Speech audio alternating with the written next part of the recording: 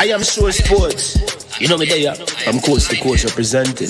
I mean, I say this is righteous representing for Omar. You don't know, come get the sports over here from near and far. Boy. Me say I am sure sports, one thing me sure about. When me say sure, that me not doubt.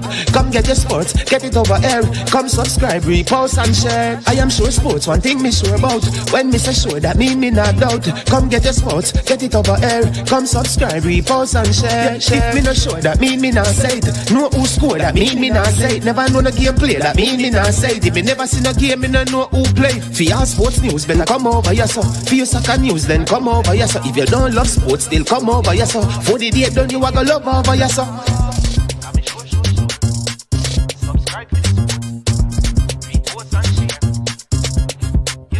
So when it comes on to behavior concerning football, Jamaica is decent. I am sure that if we can get all of these things done, set in place by the end of April, it gives us enough time before the World Cup campaign. Not afraid of no Brazil, no Argentina with these crap of players. We are good enough. Remember to like, subscribe, share. Listen, comment. Let me know what your thoughts are.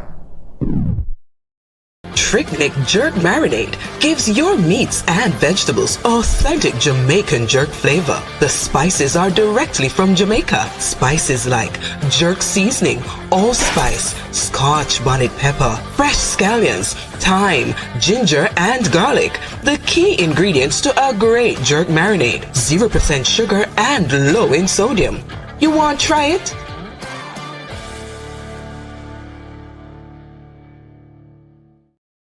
Made up of 18 Jamaican herbs and spices, add delicious, bold flavor to your next grilling experience. Flavoring sauce, a marinade, basting, condiment, or topping. Trick Nick Jerk Barbecue Sauce.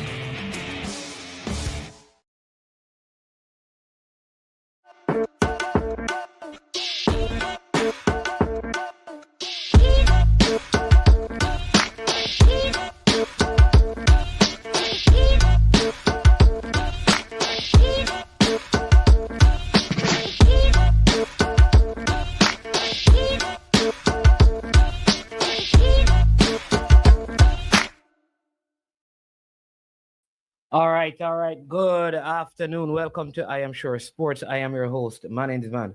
Hope everybody is doing well. Hope everybody is doing fine. Big up to everyone who is in the comment section already. To those of you who have tuned in, you may not have made a comment as yet. Big up to you all. Bless the Lord, O my soul, and all that is within me. Bless his holy name. Forget not all his benefits, for he has done good things. Big up to man like Dan Gargan. RR, original 1738, True Blue. You understand? My chorus is here. Paul Watkis, sorry. And big up, man like Peso, Reno. Looking like they're going to miss the playoffs. Oh, my Lord, Peso, what is going on with football down that side? Bless up to Owen. True Blue Media Podcast. People need to check it out. That's the next man right there doing some work. I owe him. A show over there, but I'm telling you, it has been a very, very difficult period in terms of work and catching up on many things. But you will see me over by the True Blue Media in a little bit. Peter Mystic is here. How come? All right. We go get into that, Peter. Shavan Peart. Owen asking you, Owen, leave Peso alone. Owen. And I also see Jason him trying to give trouble, talking about him like the jersey, because he supports Real Madrid and I support the Arsenal. So I'm going to drink some Arsenal juice right now.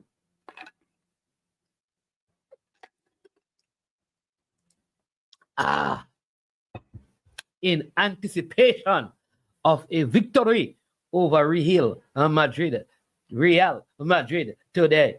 And then I will hear what Jason has to say. Big up Bean Live 11 Brown Radio, Live 11 Radio, spitting the gospel music over there every time. Crying in Jersey a little more in a year now, go on it. Ease on yourself. But today's show, we won't be long because we have an important assignment, as you all know, coming up that we will be watching. So yeah, that will be yeah, Champions League coming up today. So you know that we'll be watching that, and we won't be doing a watch along, right? No, we don't do watch along. You understand me? So we will be ending in time so that we can go and watch that. So it's around an hour and a little bit that we're gonna have. As usual, as you come onto the platform, make sure you hit the like button, you subscribe and you share. And if you can do that right now, then more people will come on board. In the meantime, as you do that, I want to read for you just something from the book of Micah. And this is Micah chapter 7, right? It says, verse 5 says, do not trust in a friend. Do not put your confidence in a companion. Guard the doors of your mouth from her who lies in your bosom. For son dishonors father, daughter rises against her mother, daughter-in-law against her mother-in-law. A man's enemies are the men of his own household. Therefore, I will look to the Lord. I will wait for God for my salvation.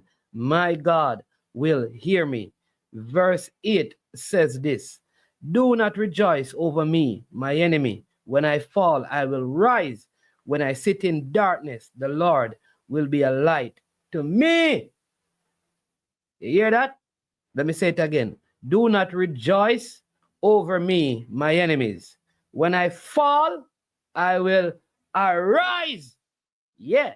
When I sit in darkness, the Lord will be a light to me. Yep. Anybody believe that? Anybody believe that? Any of you believe that today? Yeah, man, don't. And in the same way, we don't rejoice over our enemy. Because God is sovereign and in control. You understand me? So big up. You know, we have to read the Bible and bless up the place, you know. We're not afraid to declare that we believe in the Most High God. He's our Savior. You understand me? Melchia Walker, big up. Yeah, we're not afraid to declare the words of the Lord because it's living and powerful. All right, so people, before you...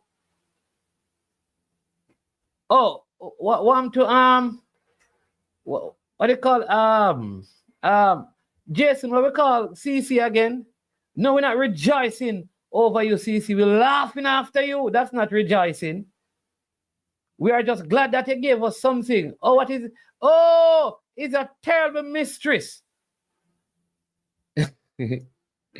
Yeah, man. What is a terrible mistress again, CC? What? Faith is a terrible mistress? See, in the building, Demo Dre. Yeah, man.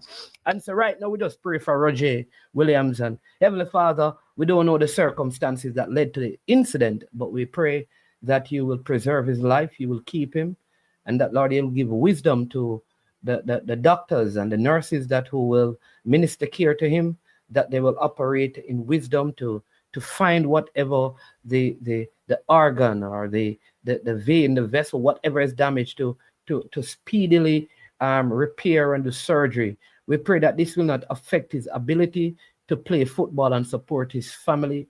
And we even pray for that young lady, whatever level of anger that would have led her to do such a thing. We pray that, Lord, you'll bring her back to her senses and that she will be remorseful, Lord God, in all of this. And so again, we pray your grace over Roger, that you will keep him and continue to preserve him. We bless you and thank you. In Jesus' name, amen. Amen. All right. Big up CC original terrible mistress, man. Yeah, man. Yeah. Yeah, man. Yeah, big up sure improvement. All right, so we're going to talk about the whole SportsMax incident, and well, not incident, but I'm going to tell you where I understand SportsMax position And I think we need some clarity on how did we end up here in terms of the league and SportsMax. So you see, you have JPL, Jokers Premier League, and I know at the onset you may be thinking like, why management beat the JPL? All right, no, I am not here to beat the JPL. I'm here to give perspective that I want us to look at and discuss. All right. So we have a league that we are trying to move from what we call semi-pro, and I still believe that we're not fully semi-pro. We have components to make it professional. We're not there. We have components to be like a semi-pro league, but we need to make some more steps to kind of get it to that place. All right. So one of the things that happens in our football, even at the national level, is that security is lacking. And that is why you'll have several cars stolen. There could be fights and battles and stuff thrown, and players have been hit with objects from the crowd easily and nothing comes out of it. The interaction, we have seen players fighting with spectators and stuff. We have seen officials being hit and things. And I'm not saying that every time we say this, I know there are people who are going to say, well, this happened all over the world, and in Jamaica alone, we see it in EPL and things. What I will say is that I've not heard of an incident of this nature in any of the leagues that are close to us, that are professional, which is the league in Mexico or the league in the USA, MLS, or even in the USL. We have not seen incidents like this in the EPL or in the championship. All right. When there is official CONCACAF competition like the Gold Cup, or when the Copa America is here, or the Nations League, we don't see like these types of incidents. And I think what we can do then is to look at some of the practices and then see what we can do, because I think there could be better security measures in our league. And that must become part of the protocol. The security of the venue, the officials and the players in particular. Most of our grounds are at our emergency hazards. So if there were a fire, there could be stampede and stuff. If there was any major incident, a lot of things could happen, because we don't, and it's probably right across Jamaica, exits and those things, they are not clear things like in case of emergency, go here. A lot of those things are not in place. So I believe, all right.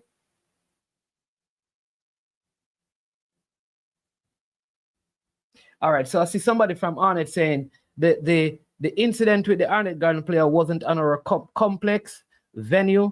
Incident wasn't involved about football. All right. If a footballer is involved, respect Mr. Crooks. Thanks for the clarity. Big up to you. All right. So number one, you are the person who put Arnett Garden's name in there, because you know that we did not. I have not. It's now that I'm going to say Arnett Gardens, because I did not say Arnett Garden. You notice I'm not making this about Arnett Garden, right? So sometimes we need to slow down and listen, because we need to learn from things. We have seen at our football venues and other places security breaches constantly, where if people wanted to, persons can be hurt. Our venues, for example, our venues, for example, you could go into any of our football venues in Jamaica with an illegal firearm easily, right through the gate that you pay to go in, because there's no search, and there is no metal detector. And this is where groups of people are gathered. It's so easy if people wanted to do that. The point I am making, when these things happen, we need to look and see what type of security measure we need to put in place. No, fine, we can say it hasn't. So we're going to give it that. This has nothing at all to do with Arnett Gardens. It has nothing to do with Tony Spalding Sports Complex. Nothing at all. All right? So it's not I Am Sure Sports that need to be corrected. It is the media houses that put out the information, not I Am Sure Sports. What I Am Sure Sports is talking about is the security measure that this incident should advise us to implement. Because what we can say is that we have seen incidents at Arnett Gardens in the past. We had an incident at Harborview earlier this year. We had an incident at Draxall with a coach of one of the top teams and a lover of Jamaica's football.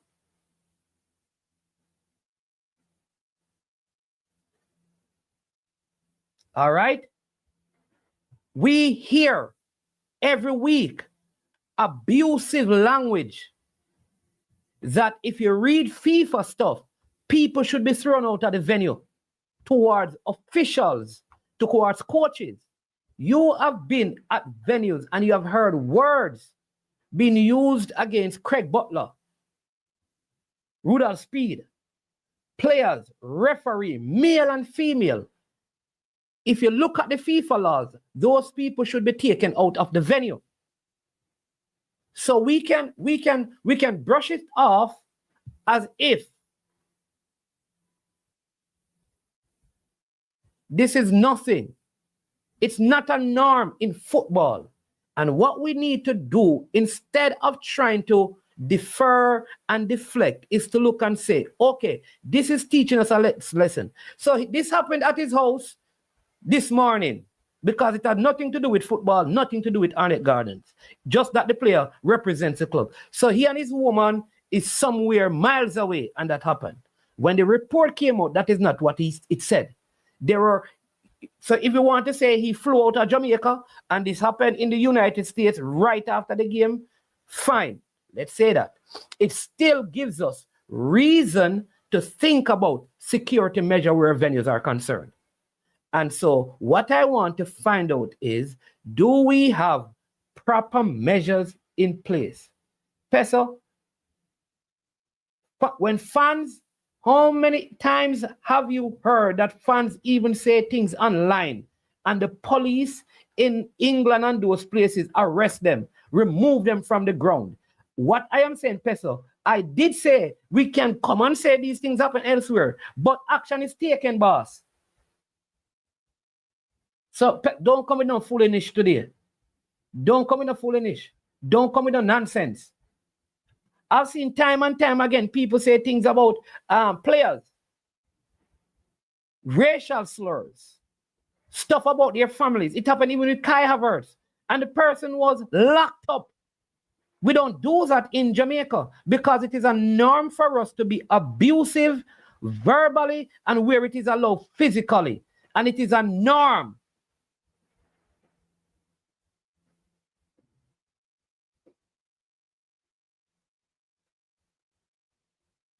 It's a norm in our culture and it needs to stop. We have to provide proper security, and it begins with this.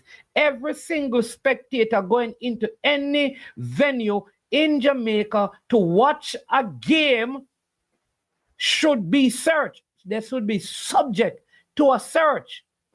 Every single one. Every player going into a venue should be subject to a search.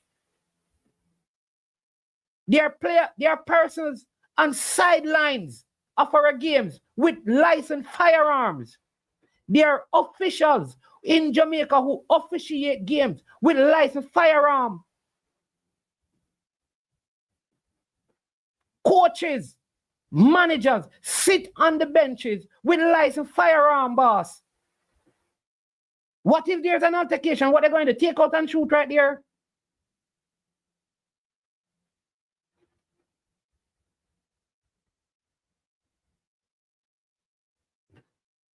Peso, I put it to you that in venues, where abusive languages are done in England, people get thrown out of stadium. So don't come tell me no nonsense. It happens in NBA basketball, baseball, American football. Duckland, you know I can't answer that question. But there are coaches in Jamaica who do. Maybe because of the security. But it is unwise.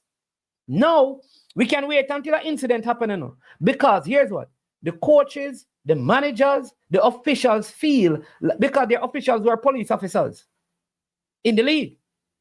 So they feel like they need to secure themselves. And that is because they're not confident in the security apparatus in the league. And part of getting the league professionalized is that once a player comes into that bus, that area where they come through becomes sterile until that bus leaves the vicinity. They ought to be provided with the best of security. After that, it is in the team's hand to provide them with security.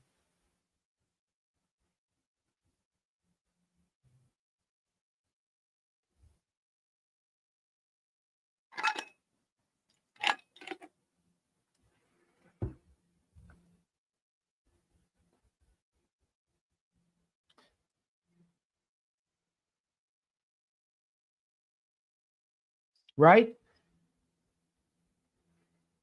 So that is something that we have to look at. How can we improve the security apparatus across the league and in our football? We see this at schoolboy games. It means that we may have to get more security guards and police officers. Right? And I'm not only talking about from acts of violence. I'm speaking about even what if there's a fire? Which venue do you know where to go in case there's a fire? Tell me a venue that you know where the emergency exit is. These are things that are simple things that we can implement that helps with the professionalism or the professionalizing of the league. Simple things, in my opinion. No, a lot of people can say, well, it's not necessary and it's too much money. But here's what, Jamaica, we need to stop being reactive and be proactive. Critical. We need to be proactive. Proactive, meaning it's time for us to start making some steps to ensure that these things will happen. It even happens at international games. Some of it is, and I'm going to give you a good example, right? I don't know, maybe months or a year ago, Craig Butler, I think, spoke about the need for security where Leon Bailey is concerned, right? And many people, I think, probably rightly so, they had major issues with that statement. But it is really true. Do you know that in Jamaica, a fan could run out and harm a player in the national team, especially in an open venue like at Sabina Park? And how the players are able to, where they move and go. So we need to look at, all right, are we going to wait until something happens, or we need to look at it? What are the security measures we need to put in place? Some of it is on the player, but what I know is that when I've gone to venues outside of Jamaica,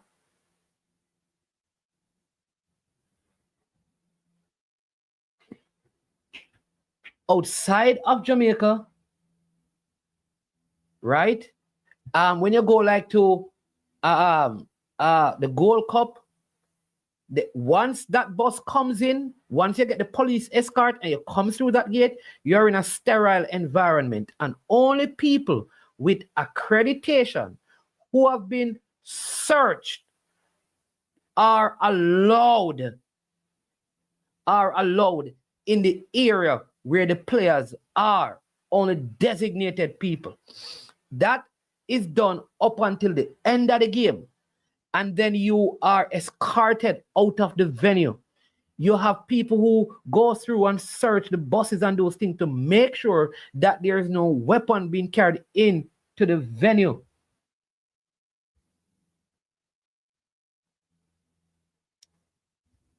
So we need to make sure that we have security measures in place. All right, big up Corey Bantic saying, bro, nobody not running up on Jamaican players. I hear you, but you don't want to wait. You see, some of us think like this Jamaica is the same Jamaica like 20 years ago. We don't realize that there's a generation of youth in Jamaica that don't care anymore. Some of them, their joy is to do things out there in the public. So we can't operate like we were 20 years ago because we are not.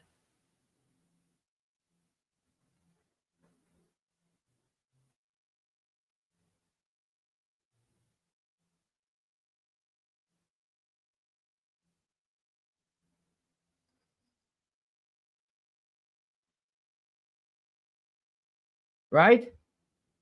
We need proper security measures.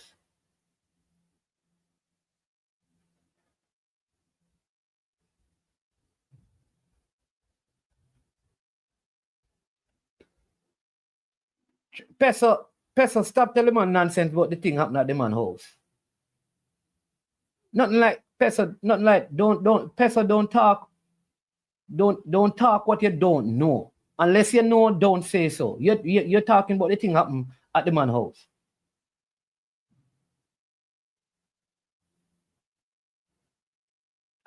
Like Pesa, sometimes I really lose off you.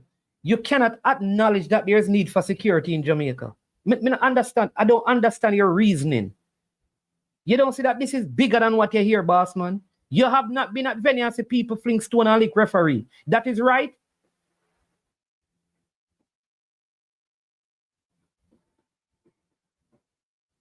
Come on, man. Let me tell you, we want to get professional. We need to adapt professional stuff.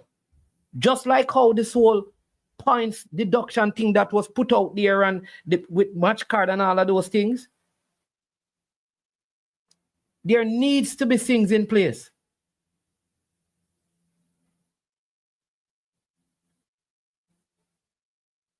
There was a player who spoke about a game at Harborview where an object was thrown from the spectators and hit the player on the field. And the person is still attending games.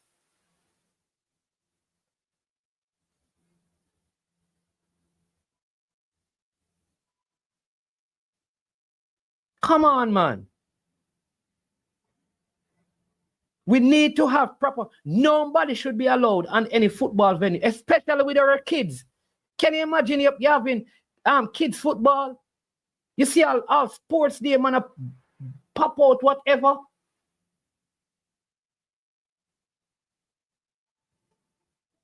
How people are being allowed in these spaces that are supposed to be sterile with weapons, and we can't speak to that. I don't understand Jamaica. No, sir.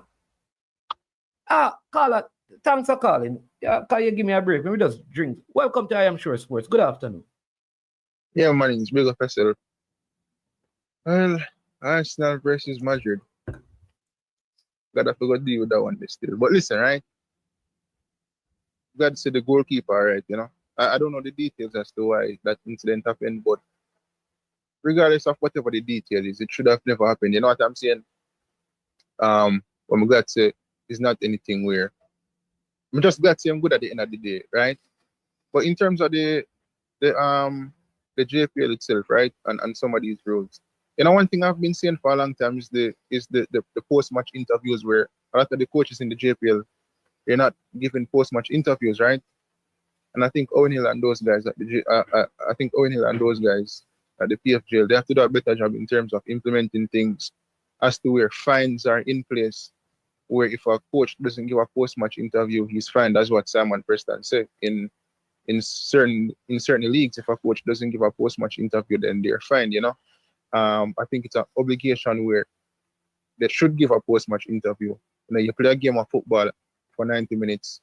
Yes, the result didn't go the way that you wanted it to go, but you still have to explain to the fans as to why the team played poorly or something. You know, you owe that to the fans. You know, you owe that to to people who have an interest in the league. And I think what people need to realize with the JPL, to me, the football doesn't have to be at the level of England or Spain to be regarded as a proper league. It's the things that you do, like that's not on the field, that can also develop a league into becoming a professional league and a league that is respected. You know what I'm saying? You don't have to play the brand of football like the top 5 leagues or anything like that. The football that you play in your league that's just your type of football. Not every league will get to that level, or it will get to that level, but maybe it take 100 years or whatever the case is, right? But I think in terms of other aspects that makes the league digestible, where people will even have more of an interest in, I think they have to fix up in those areas. And I think there's a slow approach to that. You know what I'm saying? Yes. Yeah, I mean, you make a valid point, because, like I said, the quality of the football may not be able to get to La Liga, but some of the basics things, like if you're at a, like I ask people, when you go to a venue, do you know where the emergency exit is? Yeah. Like, and our thing is that, well, them things that happen at Jamaica, so we don't need to have that. Like, that is how we are. Like, the response is always, oh, no, man, we not going to have nothing like that at Jamaica. So we don't have to worry about those things until something happens. And there was nothing in place. But I've seen incidents in the JPL for over the years where fans, they've had interactions with players where them throw bottles and them physically assault the players. You know what I'm saying? Verbally abuse them as well. And well, I don't know if anything come out of it in terms of if the spectator or anybody who is responsible was arrested. But I'm just saying, oftentimes these incidents happen a bit too frequent. So you think to yourself, okay, no one is being punished to the point where like they're sending a message to people that this should not happen. And it's not like these things happen once in a blue moon, where it's like once in every 10 years or once in every decade. That's not the case. It's like every year you can think of some incident happening in the JPL between a fan and players, right? And it's not acceptable. So I think even I remember when Mr. Riddlesby did mention something about implementing fines for the coaches without the license. No, I'm not sure. Well, I see one coach down Clarendon, right? Well, I don't know if it's a coach, but one individual down Clarendon, always on the sideline or in the technical area, shouting instructions. Someone I want to know if them find him like every match week. Well, because he finds supposed to be. Press, I think you need to interview that person you're talking about.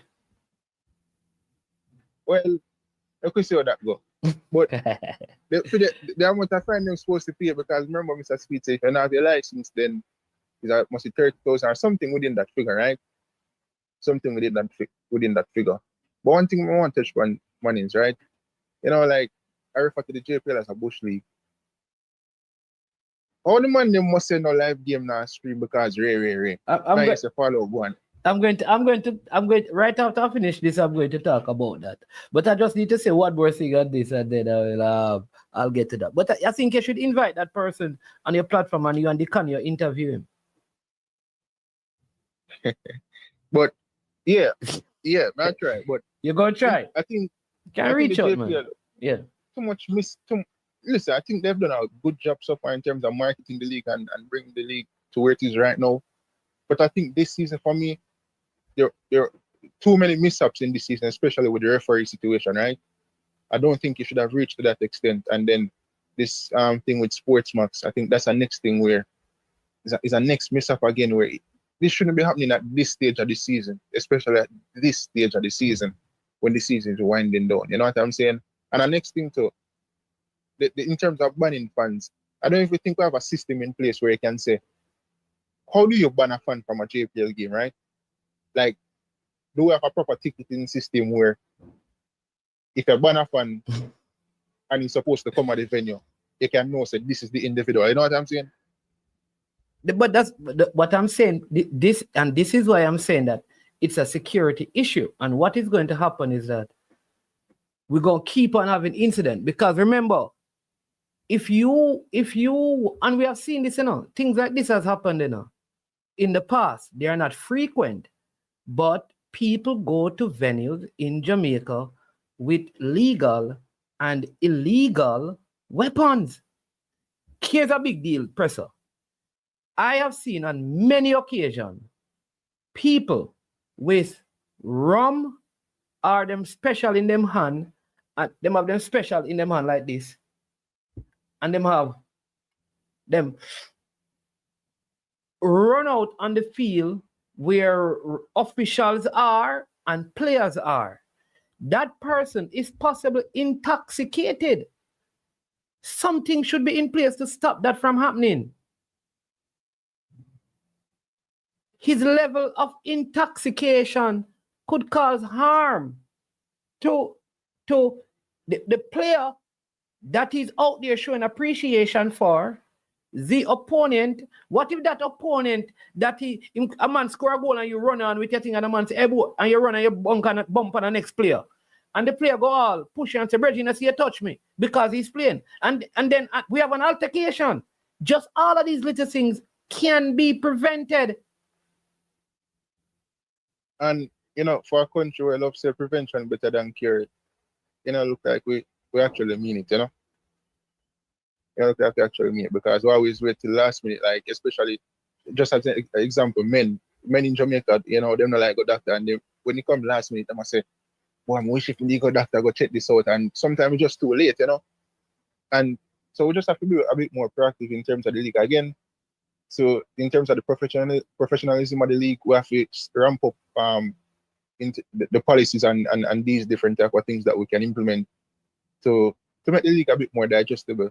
We talk about international standards, the things that they do in England, and we don't always have to look to England. We should know what is needed to like put in our league to put it at a certain level. Obviously you look at England and some of those leagues, but maybe you can't take everything from them because you have the resources and stuff. Yeah. You take everything from every different respective thing, and then you also be creative and implement things that is unique to your league that will benefit it and push it forward. A simple thing. I don't think it takes a lot of money to search people. Yeah. Like example, at United, for example, at Old Trafford, right? The tunnel that we have, they have that thing where I don't know what they call it, but the leaking tunnel. It's like retractable. Huh? The leaking tunnel. No, the one where retractable, man, like a 10 something, Yeah, man, I know what you're talking. Like even at the JPL games, I could say whoever is responsible, you purchase that, right?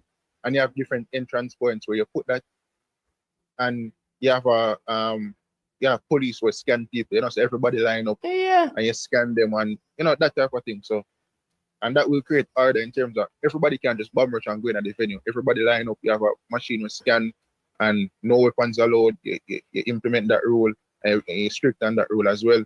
You can even have something where if I'm one of a legal firearm, you have a police vehicle where there are some security company where you hire where a man can leave it there so he knows it's secure, and when the game finishes, he can go and collect it, These different types of things. But even having a gun in a venue, legal or illegal, that's not right, There you or go, knife or anything like that. Knife or anything like that. Yeah, man. All right then. Bless up.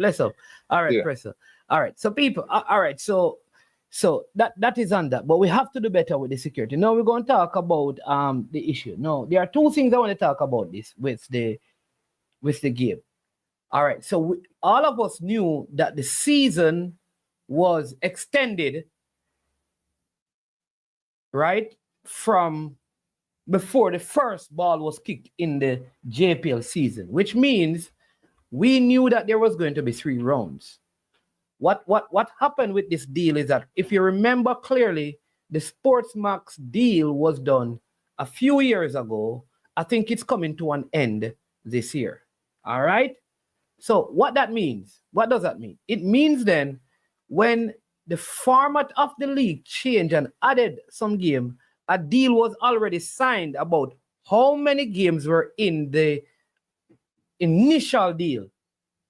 So while SportsMax don't control, and I'm not here supporting SportsMax or anything, SportsMINI, SportsMax, while they do not, they have no say in how many games are played in the JPL per season. They have a say in, based on the contract, how many games they televise according to the contract. So when the league increased the games, the contract was not negotiated.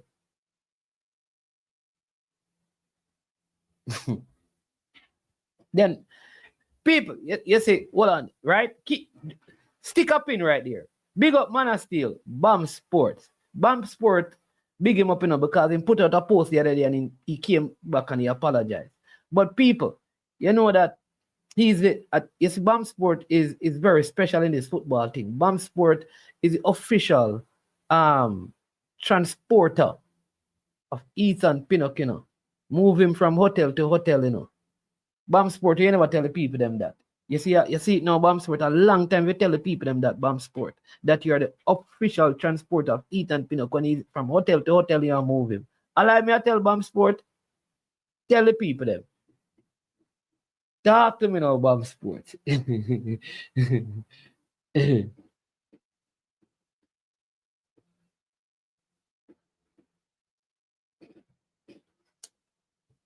Yeah. So they should, right. Big up Miguel, yeah. Big up the man. Right. So I think they did not really negotiate the contract to probably put more money on the table so that more games would have been televised. So what happened is this. SportsMax has become, all right, SportsMax have stuck to the set amount of games in the regular season, right, as they did in the previous season, and then they will do the playoffs. So some people are saying, so why did we see games in the third round and SportsMax? Obviously, they did not reach the quota based on some games that were missed in the first two rounds. So they were just catching up to the quota, basically. All right? So here is what should have happened. The league organizers should have sat down with SportsMax and said, listen, there are 3 rounds, you have a certain amount of game. Instead of doing, for example, let me say it again, for example, instead of doing 15 from the first round and 15 from the second round, do 10 from the first round, 10 from the second round, and 10 from the third round, and you still will have 30. That is where the error was made. It's almost like the league expected SportsMax to just go ahead and just carry games without the production costs being covered after they had fulfilled their obligation to and I just put in a number to it, after they had done their 30 games for the season. The league organizer should have gone to them and said, listen, all right, let's do just 10 games. Instead of doing 15 or how much from the first, let's do 10. Let's do less from the first round, less from the second round, and let that go to the third round. No error was made by the league. All right. 007.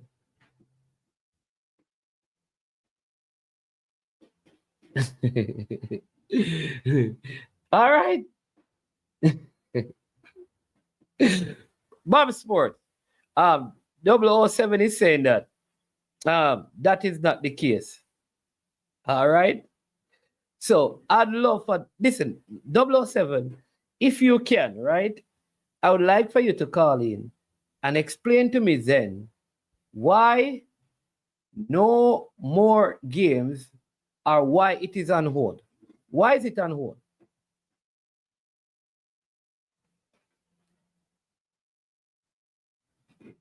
Because if you tell me that is because the league owe SportsMax, right? So the league is paying SportsMax to carry their games. Because this would make it now even worse. Because isn't SportsMax a sponsor of the league? So explain to me, because I love explanation, you know. I love to understand, and I don't mind being corrected.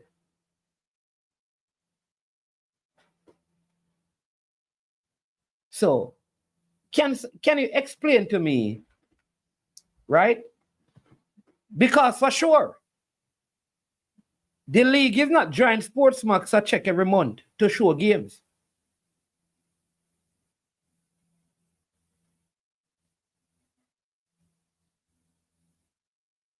And what, the league has not been paying SportsMax? So why is SportsMax still going to do the playoffs if they are owed money? Because the thing is that they're going to do it. So explain to me now, 007, because I like explanation, you know, because the people need to know what is happening. So my information is that is what should have happened. Listen, let's split the game over the rounds. That should have been discussed. The discussion, even if it were hard. So, all right. Hey, Jason, I must call up. I call up where you got to. Man, bright here, man. Man, bright like a ball. The man said that must have been paid for. But that is the point I'm making. So what they would have, if we say they paid SportsMax or SportsMax committed, right? If SportsMax committed to do 2 rounds and the playoffs, all right? Or say the league paid SportsMax to do 2 rounds and the playoff. Either way you want to do it. Why wouldn't you reduce the first round games, the second round games, so you can do the third round games?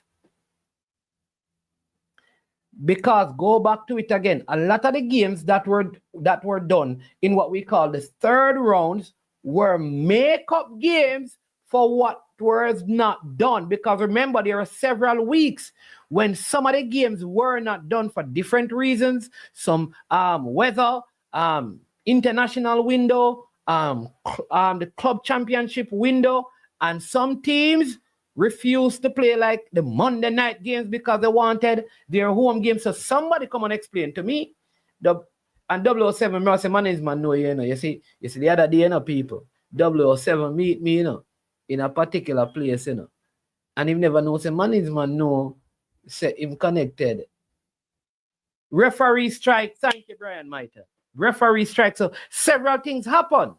So SportsMax could not carry some of the games. So it ended up spilling over into the third round. Oh, you see my laugh? He knows somebody's man figuring out long time. We just go like, him say, him don't know me, man. You know, me say, yeah, man, and man just go out easy. 007, make up yourself, because we know you, know, we know. You see it, boss. So we know you, man. So come on, call in and tell me what happened, man. How you talk about, man? You don't know. Call in and tell me what happened.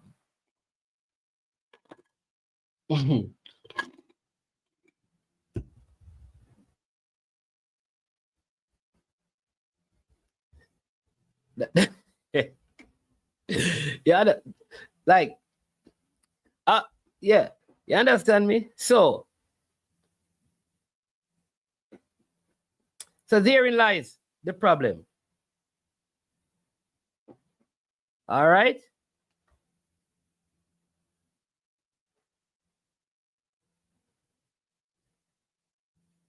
So, what is this now? What is one figure? Like no, because guess what happened? I know him, you know. And somebody had told me about him, but we're in a office up in Kingston, and he came in, and all right. So he didn't know that I know who he was, but you big up yourself, man. CC says the league negotiated a bad deal. They should have negotiated for 39 games plus the playoffs, and that's where the problem. CC, you can't negotiate with 39 games because you don't show all 39 games. What's wrong with CC? 39 games, CC? It's not. CC, one team plays 39 games. What you talking about? 39 games, CC? CC, what kind of... CC, how only 39 games, CC? Oh my Lord. What's CC? CC, get... Each of the team play 39 games in a CC. 39 times 14, causing 14 team in the league. Oh, Oh, 39 rounds. Oh. I'm not rejoicing, CC. We just try to get it right. So they should have negotiated for J's and peace. They want to give me a much breeder, don't man. All right, so my understanding is right. The initial deal is that every month SportsMax pays an amount to the league. You know, somewhere between $1 million and $2 million is paid to the league for up to 10 months, right? Somewhere there. That's the league. Somewhere in between there from information that I would have received. Of course, it could be wrong, right? So it is SportsMax who pays the league. All right? It was up to the league to say to SportsMax, once they decided they were going to go 39 games, to kind of sit down with SportsMax boss and say to SportsMax, all right, you're going to do 78 games as an example. All right, let's work out some of those games for the third round, up to the end of the third round. Because prior to that, what SportsMax was doing was focusing on the first and the second round and the playoffs. Because that is how the league was. You implement a third round, you had to go back to them. Because remember, the people have a production cost. And it could have just been an oversight, no one kind of thought about it.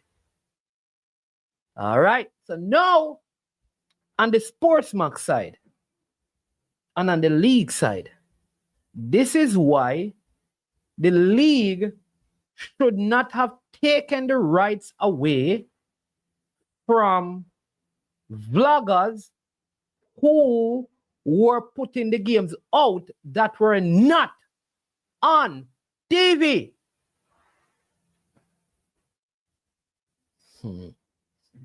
Remember, we had people like Military Guna, Unseen Sports, and I think like Bam and some of the I think Mobile United used to do theirs and stuff, right?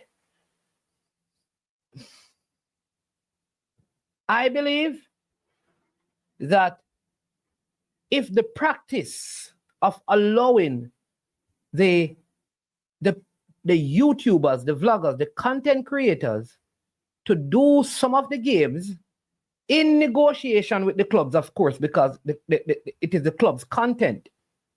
So, for example, Military Guna used to do a lot of Portmore United games.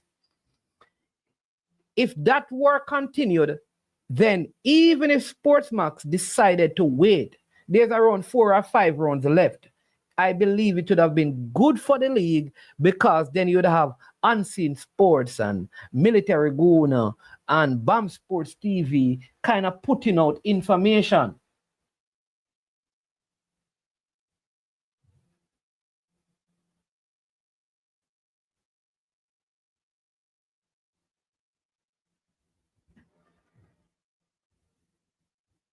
Yeah, man, big up BAM Sports because BAM Sports was down there.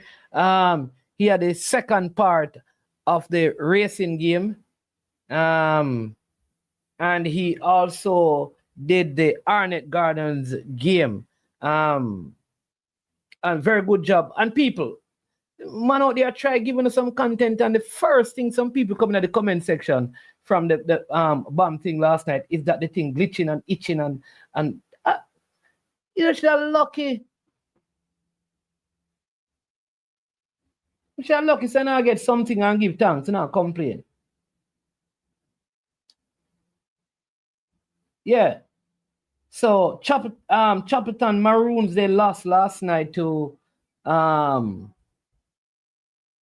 Racing. 3-0.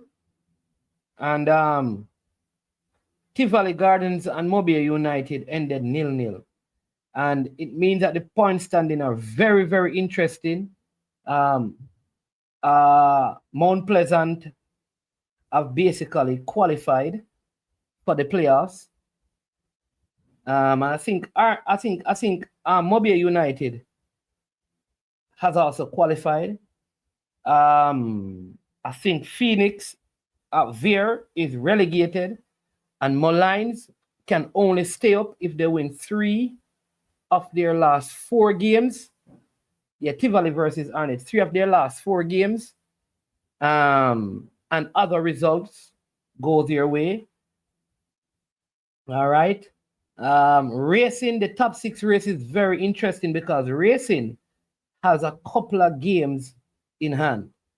All right. One is this Thursday at Draxall versus Mount Pleasant. And if they were to win the 2 games that they have, they could surpass both Tivoli and Waterhouse, right? So the top 3, Arnett Gardens, Mobile, and Mount Pleasant, are actually in the playoffs. As you know, first and second sit and wait for the semifinals. So I think Mount Pleasant, if they win, I believe 2 of their remaining games, they can't go below first or second. So they just need 2 wins from their remaining games because they have only played 32 games. So unlike some of the teams, Mount Pleasant have like 7 games, while Mobile have 4, Arnett have 5. So Mount Pleasant and Cavaliers have several games to make up. Yeah. This one says games in and on a point spot, but I think Racing will make it still. That would be good as well. Yeah. Like I believe like because Cavaliers on 53 points and they have 7 games. So I think Cavaliers are going to be there. So it's only one spot really that is left. One spot that is left. And there's a fight between Racing, Tivoli, and Waterhouse. And I think that is a big battle. That is the biggest battle in the league right now. Who qualifies? I think the relegation battle is just between Molines, Humble Lion, and Dumb Beholden. I think those 3 teams will fight for that remaining spot. Yeah, man. That is true. Waterhouse have been playing really well. I think they have a player from, is it Barbados? Barbados that has been doing really, really well. I think Chapelton. So here's what. Chapelton is playing better.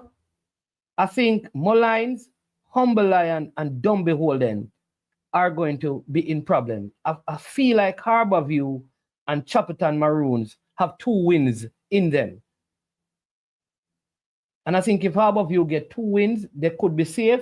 If Chapelton gets 2 more wins, I think they're all but safe.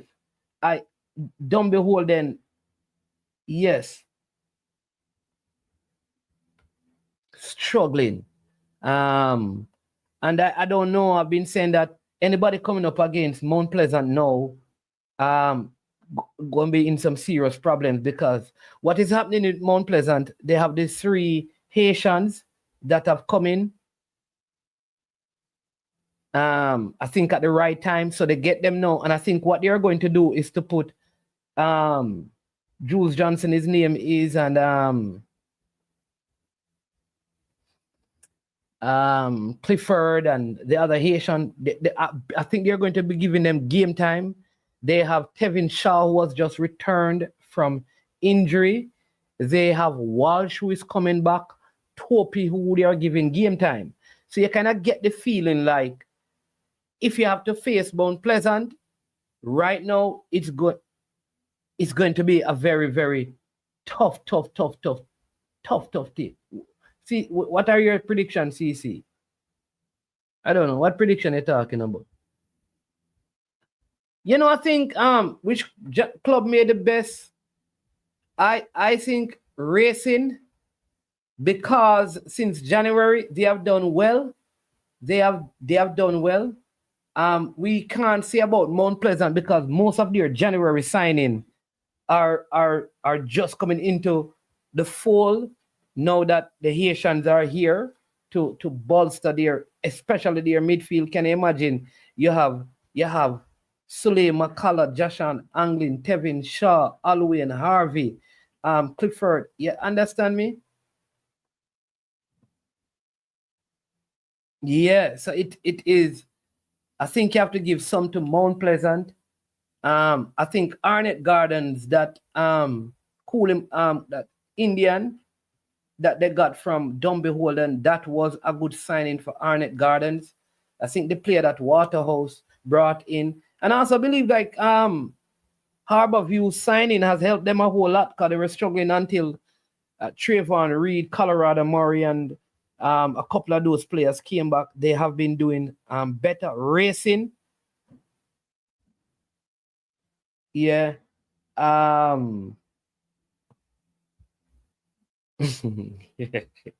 Hey, Jason, you have got run your own podcast, you know, boss. Under the interview there, you know. Yeah. Yeah, man, you have got run your own podcast and do that interview. You understand me? But yeah.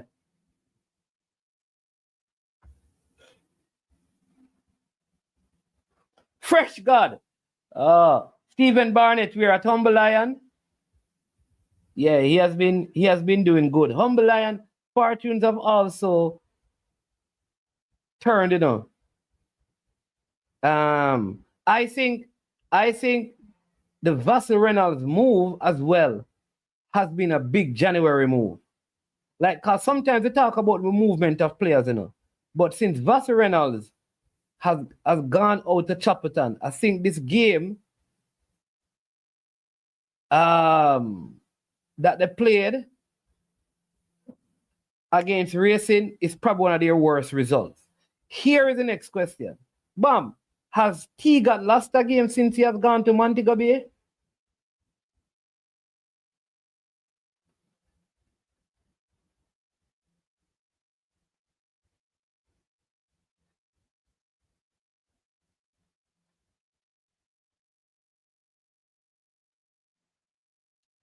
No, Indian them call him. Ricardo Thomas is his name.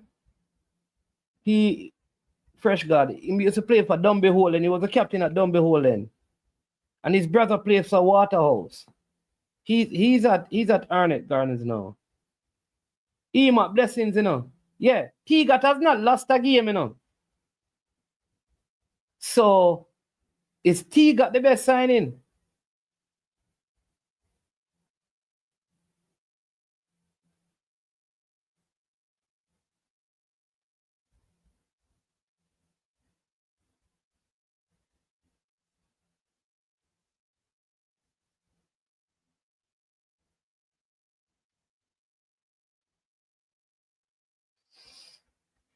What's the news on Humble Lion? Oh, you're talking about the points deduction. I think if they were going to be deducted in the points, at most it would be 3, but it don't appear like there will be any point deduction.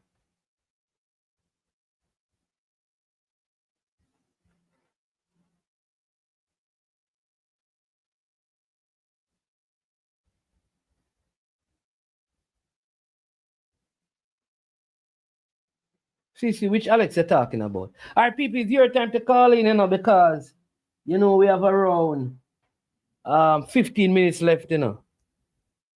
I don't, where you talk, which Alex are you talking, CC?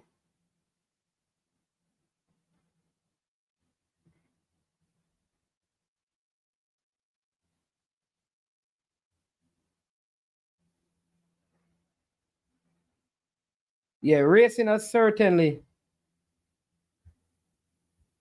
Yeah, there you go. No points will be deducted. Ruling already came out. There you go. Yeah, racing most improved team. Yeah, man. Alex Gale or Alex Thomas?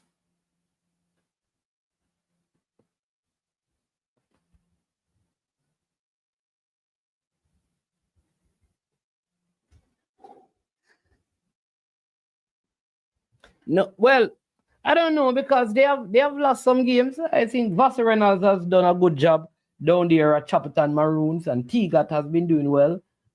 Because many people were, I think Chapperton wasn't shocking. Humble Lion move wasn't shocking. What was shocking was that the Argentinian was replaced by Tigat, which means that Tigat came under a lot of pressure because the team, it's not like the team was doing bad.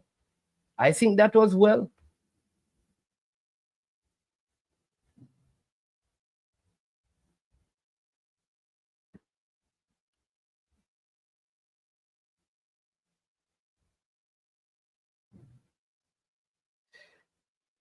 Yeah.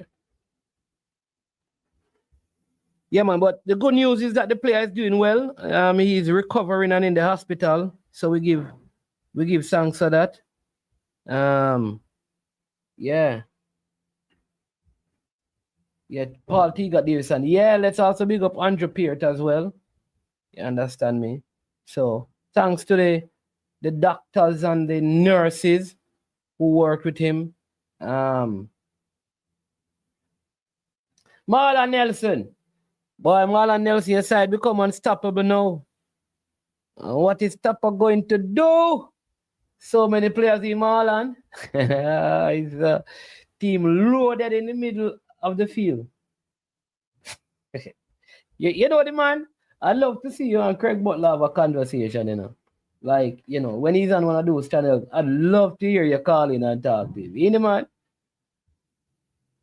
Eh? See what you you know that what is so funny, because I think Veer have that guy named Robina Garden, very good player, you know. The midfielder from Trinidad, good player. And as much as people have been complaining about Kyle Butler hasn't, he's not the best player in the league, but it's not like there are players, a lot more players worse than him. And he started out unfit. But to be fair though, you can't look at that team and say Kyle Butler is the reason why. Him kind of hold him on still. And I think it's because it's Craig Butler's son why people give him a hard time in the league. But for real, he has really played well for them. He has really played well for them. He has been one of their better players this season. You understand me? So I don't know how the team struggling like this. Because they have very good players. I am sure that some of these players, if they're in other clubs, they would be excelling. They have some good players. So I don't know. I don't know. Lenny Hyde is always dubbed to be a top coach. That's a Butler. You know, you have heard the stories, the amount of talent that he has developed and all over the world. So what is the matter? That is what I need to find out.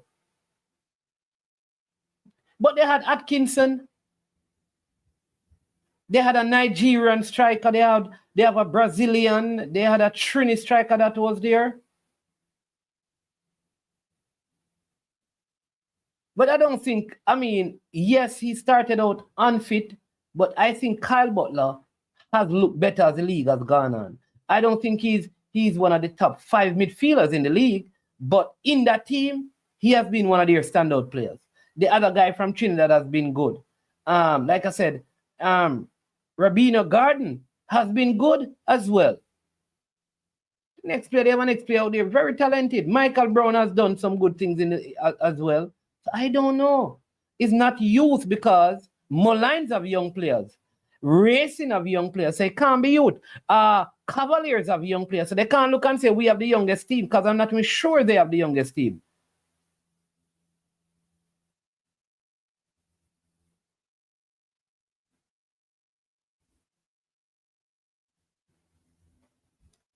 But Marlon, isn't racing inexperienced as well?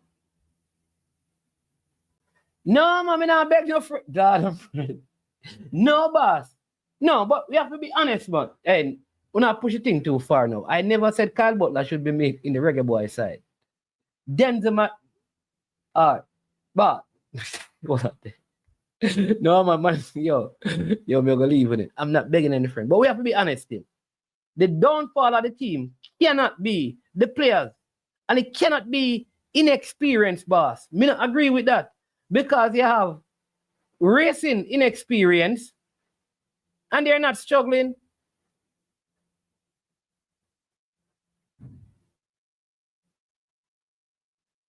You understand me? Racing inexperience.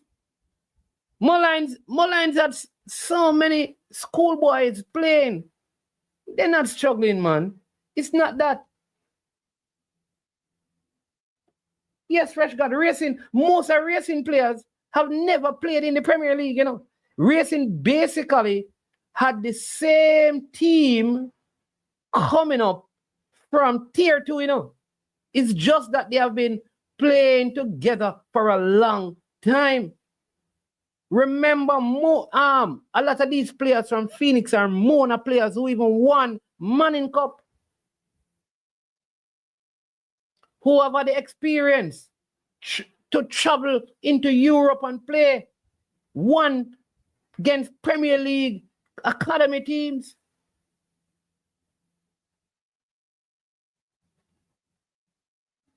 No, progressive youth, man.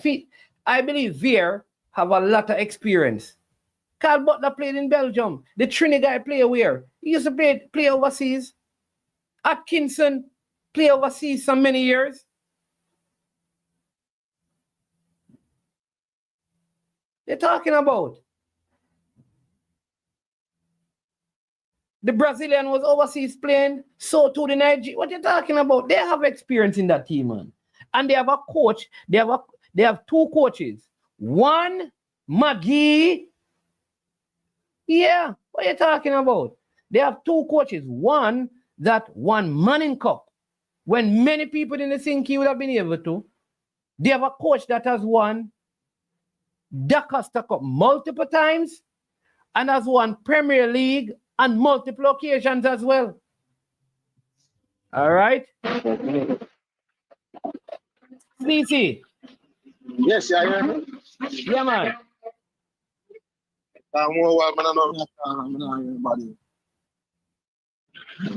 Hello? Yeah, man, what's going on?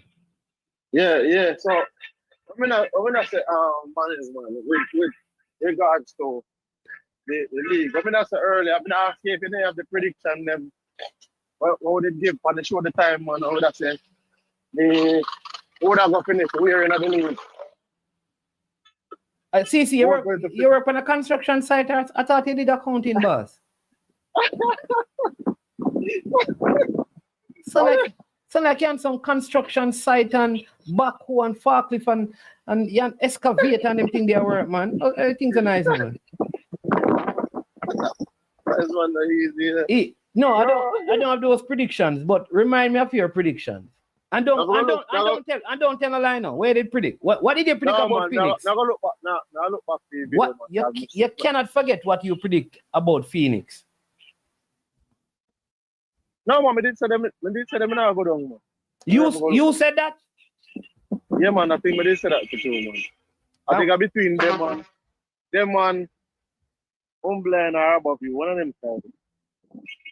Okay. I'd love to see that video to see what reasons you give for making such a prediction at the start of the season. What would have been your reason to believe that? My reason. Because a lot of people had Veer in the top 6, and a lot of people had racing going back down at the start of the league. A lot of people had racing going back down. No, man, I think at the time when I gave you even the prediction, I think I watched a couple of games. Because when I saw them against Mullines at Sabina Park, I was saying if they continue to play like this, they're going to go back. Because the way in which I saw them play against Mullines could have easily given them 8 or 9. But they defeated Mullines in that game. Yes, and I'm saying to you, even though they won the game, I thought Mullines should have done better in the game and won the game.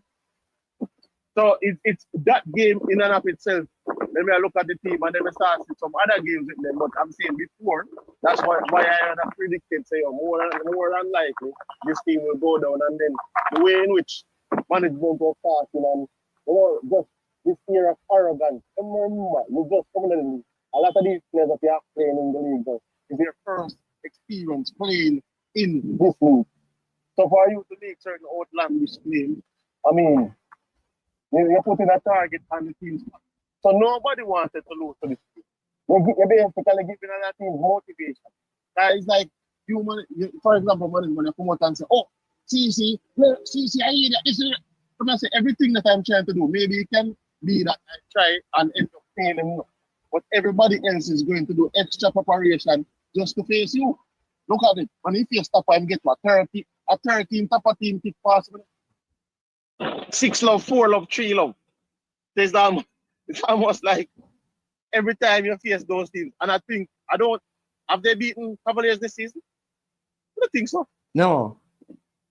So you see the teams, them say you have face some teams, and then remember you have face some teams 3 times, you have face some teams in the management. So imagine that you have face every team 3 times, I've been mistaken. So you can imagine. I don't think they have defeated any of the top 6 teams. All right. So that means all of the teams that would have been seasons veterans, like you in the league and you play 4 or 5, you have played 3 or 4 years in the league, and somebody just come in, just new to the league and making these comments. So the coach then will look on the and say, no, we can't allow for this team to beat up.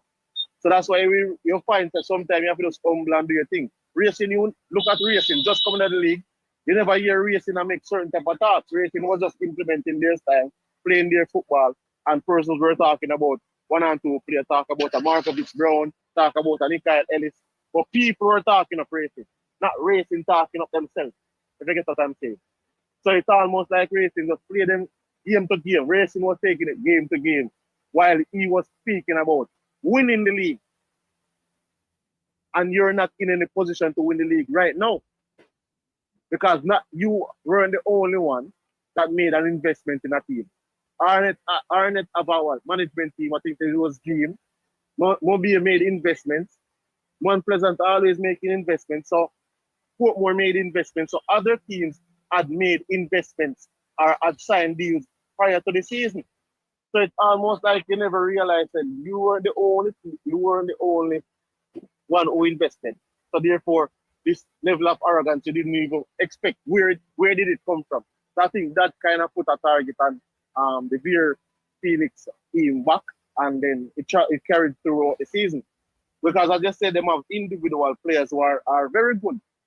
But in terms of the collective, when everything should come together, it never came together, and possibly it can result in them going down. Right? Yeah, but all right. So do you believe that Phoenix have good enough players that they could have stayed in the league? Yes, they are good enough players that they could have stayed in the league. All right, cool.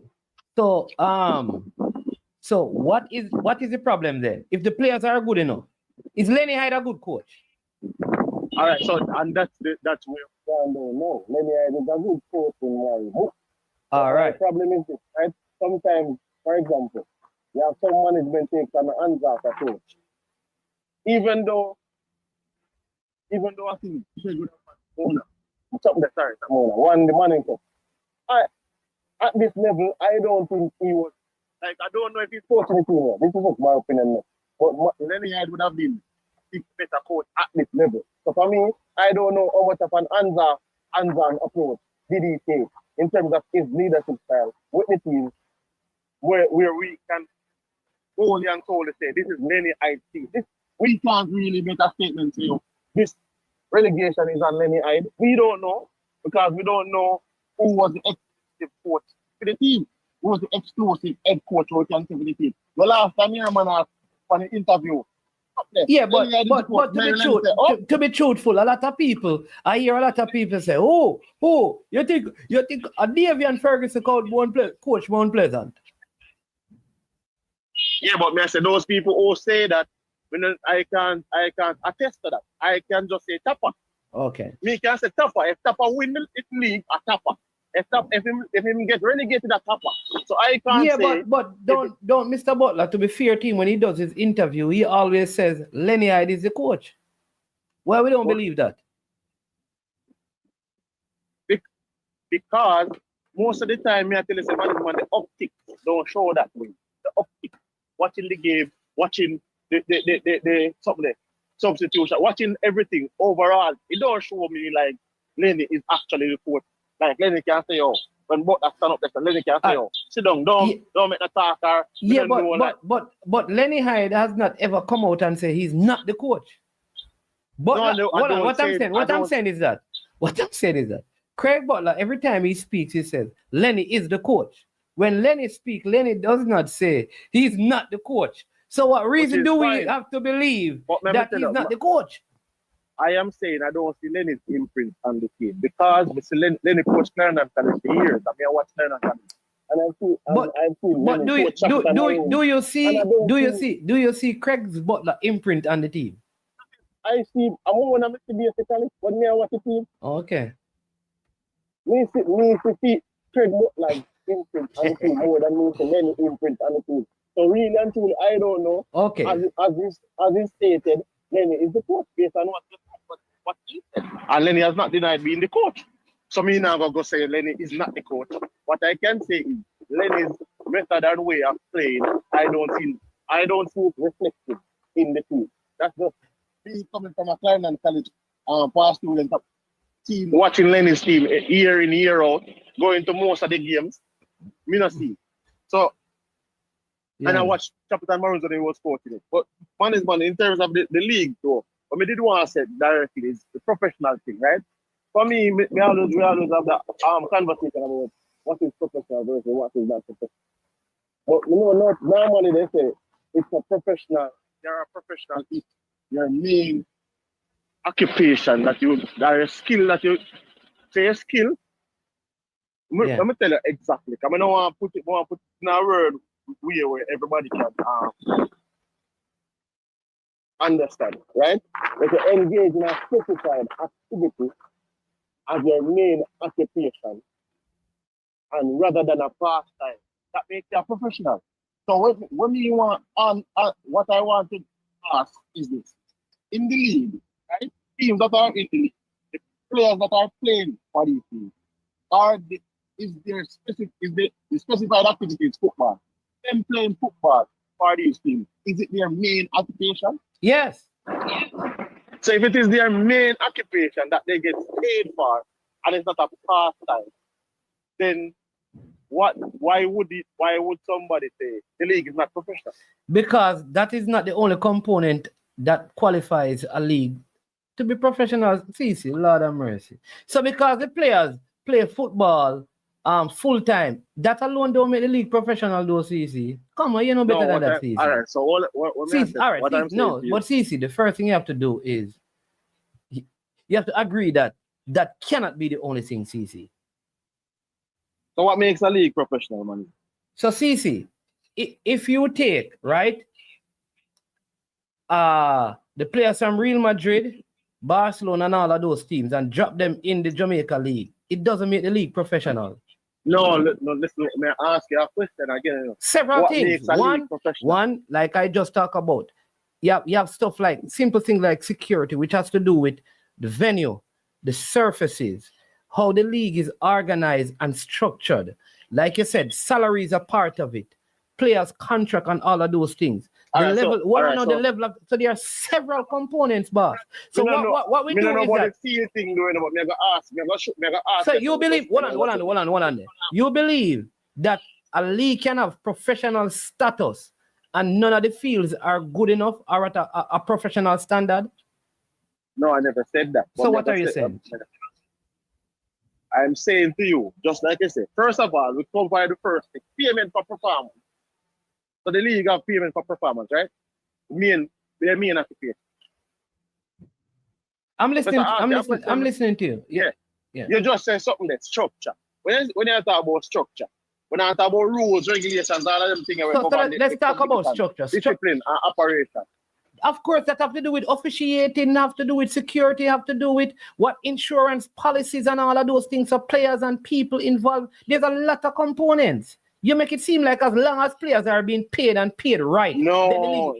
So what is your point? Then you're going in a circle. No, my point is we are, a lot of persons are quick to say the league is not professional because it is not reflective of English Premier League or La Liga and them league there. That is what, and get clear, anybody come out and directly say, this specific component makes the league not professional. Remember that if you have 10 things to do, and you do 9 things, then you want to say, okay, because you have to do 10 things, that's what makes it professional, then fine. But you don't have anybody coming out specifically come say, all right, operations-wise, then in the operation, because they need to have proper security, proper this, proper that. So is it that the security that they provide at each game is not proper? Because they have police, you have that. Is it that medic is not at the game? So, Cece, we're going to run. All right, what I'm going to say is that the game's about to start. So, let me get what you're saying. You're saying that because the league is a professional league, in your estimation. I'm saying in my estimation, the league is a professional league. It's just not up to the level of professionalism that we would want it to be. No. So, it is not up to the level of professional standards, but it is a professional league. No, you know what I'm saying? It's not up to the level of professionalism or professional standards that we would want it to be. So it is not up to the level of professional standards that it is supposed to be. That we would want it to be. So you're saying that the standard of the league now are professional standards? Yes, of professional standards. But it's just not up to the level that we would want it to be. Something can up to something can level 6, you know, and you want it to be level 10, you know, So Cece, so from a scale of 1 to 10, right? One being the lowest and being the highest. How will you rate the professionalism of MLS?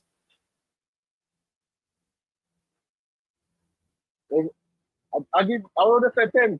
You'd give MLS 10. EPL. 10. All of them league, them I give them 10 money. JPL. JPL, I give JPL 6. 6. 6 out of 10. Based on what? Give some of the factors that lead you to that number. I'm saying they have the factors that lead me to the number is saying they have an organized structure. Them pay the player, their main occupation is to play, and the players then get paid. So, Stacey, so players are being paid minimum wage. Does that make a difference? Because you say as long as players are being paid, don't it? No, you see, all right, so this is where the argument comes in. Specifically because this is where now you're going to... Let me... Have mercy. This is where you're going to change the argument now. And here's what is going to be an argument. It depends on what you're being paid, don't it? All right, so money is fun. So it depends on what you're being paid. All right. So go ahead. No, I have said the final thing. Because I think a lot of the time you see something and it's like, for example, I'm going to give you one example, and all the time Jamaica is a professional, right? But that doesn't mean that all the time Jamaica gets the same pay like on all the time the US or in the UK. But the thing when I try to people understand is that the Jamaican league is not like we publicize how much people getting paid from lowest to highest. So if it is that the information is not publicized to say the lowest pay in the Jamaica Premier League is 100,000, then it's going to lead a lot of people to speculate to you. Cece, but having a professional, you're using an individual thing. Having a professional player does not mean that the league is professional. You have but you just use the example of I think the accountant or the auditor, which is the point I'm making. I'm saying that there's a difference. All right, so then we have to say for your organization then. So your organization, you need to register your company. You need to register. They have oversight like FSC, DOJ, all these things. These people are in place. They're being audited. All of them things that make you a professional organization. So if the structure is there, the payment for performance is there, the financial sustainability is there, and professional level of competition is there, management, why are we going to say it's not a professional league? CC, because all the do you know that there are certain markers that world football have in place that determines what makes you professional? Are you aware of that? Are you aware of that? All right, we're not a professional league. Argument. We don't have a professional league. See, you can't reason like that, you know. Jamaica don't have a professional league. Don't it? No, I accept it. Then that you say it's not a professional league. I'm accepting that Jamaica does have a professional league. But big up yourself, management. Look more. All right. All right, that was CC. That was CC, people. CC get vexed And he leave here, sir. So what me I gonna do? He get vexed and leave here, sir. Big up yourself, CC, man, gone. And me I go watch the Arsenal game. You understand me? So semi-professional. I think we can get to professional status. We just need to do a couple of things. All right. But people, big up on yourself. I am management. This is I am sure sports. It is Arsenal time. Hit the like button, subscribe and share. I will be back with you tomorrow. As usual, when we are stepping out, we say we are over and we are out of here.